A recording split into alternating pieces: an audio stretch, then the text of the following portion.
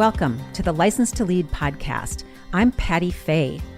This podcast is for physicians or anyone who thinks healthcare needs a transformation led by physicians. License to Lead means that physicians are charged with and must be in charge of guiding the vision and the culture of healthcare systems. Hi, everyone. This is Patty Fay. Welcome to our first License to Lead Encore episode. Lynn Elliott and I have taken the License to Lead podcast on a summer break as we gear up for season 2. And we wanted to release some short segments from earlier fan favorites. This is part of my conversation with the remarkable Dr. Patty Gabow, former supremely effective and beloved CEO of Denver Health. If you listen to the original long form, I suspect nearly everything you need to know about leadership is tucked in there somewhere. So in this encore excerpt, Dr. Gabow talks about physician leadership and whether physician leaders ought to get an MBA. And she gives a glimpse into the motivation she had for writing her book, which I highly recommend. It's called Times Now for Women Healthcare Leaders. One other thing, Patty Gabow invariably warns people whenever she's giving a talk that she has a problem with her vocal cords. You can listen to the original episode number 9 to get her full riff on that issue, but the truth is nothing slows her down. Okay, let's join Patty here as she talks about why she thinks physicians are well suited to leadership. Here we go. Over centuries, the profession has developed a set of values. One is putting the patient's interest above your own. That's foundational. The second is integrity. And I think those two sort of key values in the hierarchy of values of our profession are things that make physicians good leaders. I always said that training to be a good physician is training to be a good leader. First of all, the commitment to patients. Then I think the ability to discern critical information. When you're taking care of patients, you're getting information from everywhere, and you have to be able to decide what's critical.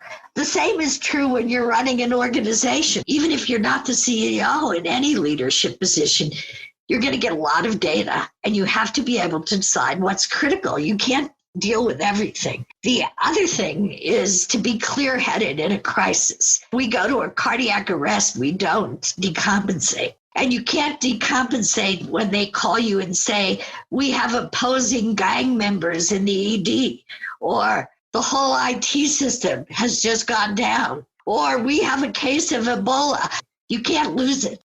I think the other thing we've learned in our career is when you don't know the answer, consult someone else. If you're taking care of a patient and you need an ID consult, you're willing to get one.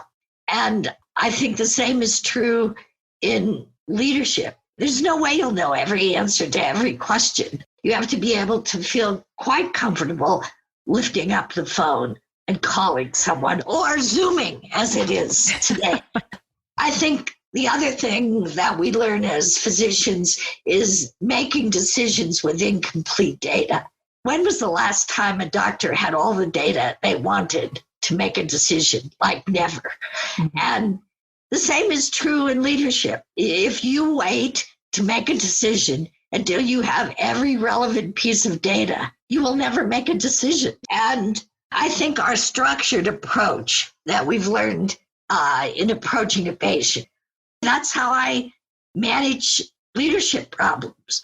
And a lot of times people who aren't trained as clinicians don't make a diagnosis of the root cause.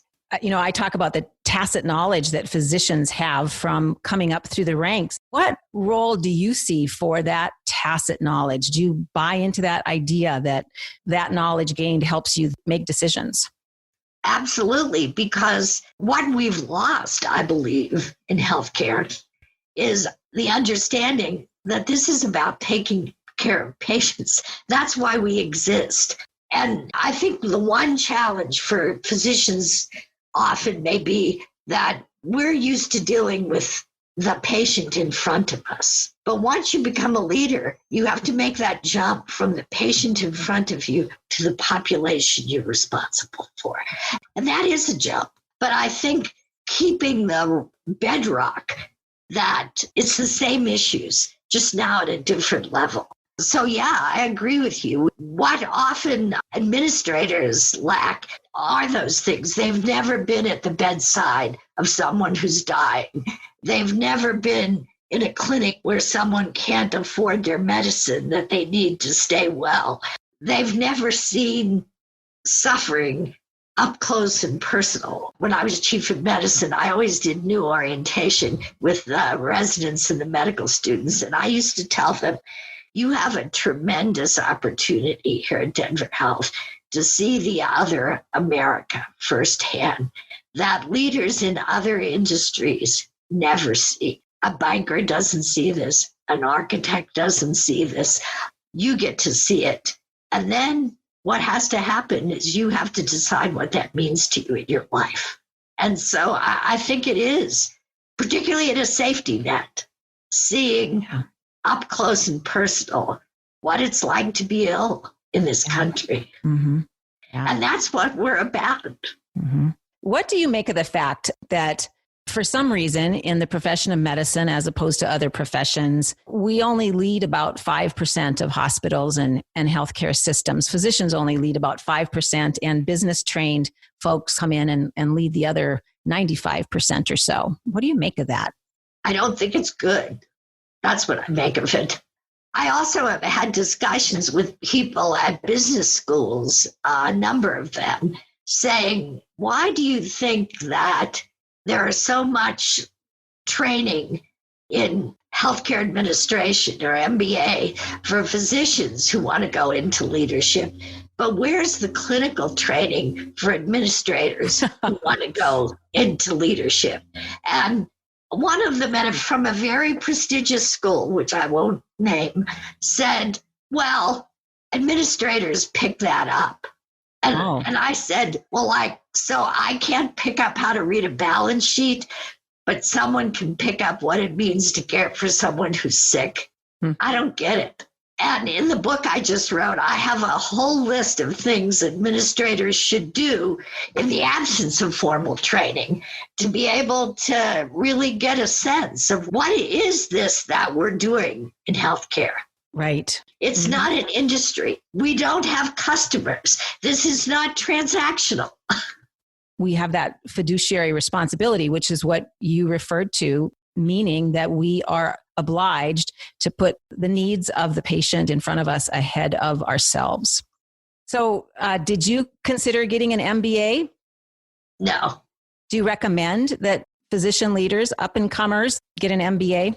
You know, the problem is its currency in the current marketplace. I think what's important for up-and-comers is, as physicians, to value their clinical training, to understand what that is applicable to leadership. The list I just went through with you. Mm-hmm.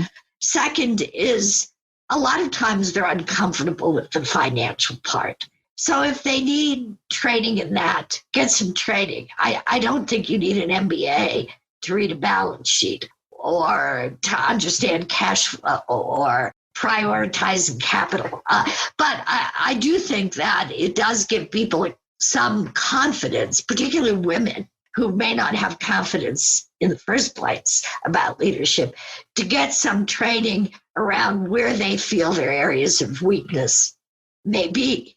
But also, I think you have to say to yourself, here are the things I need. Where can I get that most efficiently? Efficiently, both in terms of time and money. I don't see it as something that's necessary or even sufficient if you get it. It's like anything else in life. If you feel there's a gap to your being successful, then fill the gap. Mm-hmm. Yeah. You mentioned especially women, that women who may lack confidence. And I think that's a fantastic segue to more specifically talk about your book. It's titled Times Now for Women Healthcare Leaders. It's really chock full of information about organizational culture and engagement, and especially leadership. your intention here, it looks like, was to focus specifically on women. So maybe just talk about what inspired you to write this particular book. I would say 3 things. Well, maybe 4. I like to write. If I hated writing, I wouldn't be writing a book, but I like to write. But specifically this book, 1, I think healthcare is a mess right now in America. I mean, we spend twice as much as every other developed country. We get poor outcomes on a whole range of things, from maternal mortality to life expectancy to admission for ambulatory sensitive conditions. Go down the list. And while I don't blame men for this, it is true, it is a fact that the system has been designed by men, and largely white men, at all levels, from government to healthcare institutions to insurance companies to pharma to device manufacturers. And I believe if you keep the same people at the table, you get the same results. So we need different people at the table. We need women and men. We need white people and people of color. We need young people and old people. And hopefully, if you get diversity at all those tables, you get a different outcome. That's one reason. The second reason is fairness. We make up 50% of the population, actually 51%, and 80% of the healthcare workforce. And yet, we're about 10 to 13% of the leaders, whether you look at deans in academic medicine or you look at CEOs. Well, that's not right. That's not fair. And we have a lot to contribute. We have seen healthcare from a different perspective. We're the caregivers, by and large. We're the mothers. That's a reality. And we care for our parents primarily. It's women who are the primary caregivers for parents, for children, and we're not at the table.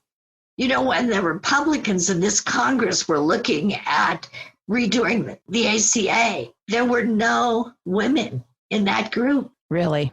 None. So fairness, the healthcare system is a mess. And finally, I wanted to pay forward what I'd learned. I'd been doing this for 40 years, and I had great mentors for me, great sponsors for me, great people who inspired me and helped me, and I wanted to do the same. And, there are only a limited number of people you can mentor one-on-one, but hopefully if you write a book and people read it, that you can mentor many more. Also, women appear to have better outcomes, whether it's one-on-one with patients or when women are present at the head of organizations, on boards, in the C-suite. We even see this with COVID, right? The states that have female governors, the countries that have female leaders seem to be managing the COVID crisis better. Can you address that at all? Well, Melinda Gates has a book out called Lift, and I think the subtitle is something like Empowering Women and Improving the World or something like that. Right. When I say women have something to bring to the table, it's not just their perspective as caregivers, which is critically important, but they have unique skills. Studies that have been done on this show they're motivated by integrity. They're motivated by wanting to do good. They're motivated in a belief that they can bring change that makes things better. And I think what we're seeing right now is kind of a tipping point of that realization. For example, Goldman Sachs ran an ad, a full-page ad in the New York Times a couple of years ago that said, "What changes when women lead business?" Everything. I think we know there's very good data that when women are in leadership, whether it's CEO or CFOs, that the financial outcome is better. We don't need more money in healthcare, but I think that's one example. the financial benefit. I think what we're seeing with women in politics is when women are in political positions, whether it's state legislatures, city councils, Congress, that the attention to healthcare and core things that support families are much more likely to happen. And as you pointed out, there's a growing body of data that on an individual patient level, women have better communication, have more attention to preventative care, and may even have better outcomes regarding mortality. What we don't know is when they assume a CEO position, does that transfer from an individual patient to a population? There just aren't enough women CEOs of healthcare to address that question. But I would say, why not? Why not? That is a great note of possibility to end this encore episode with Dr. Patty Gabow.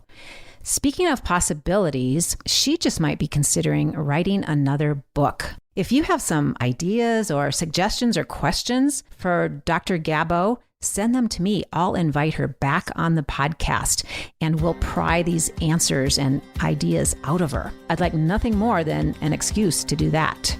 Thanks, everyone. And as always, thank you so much for all of your care and caring.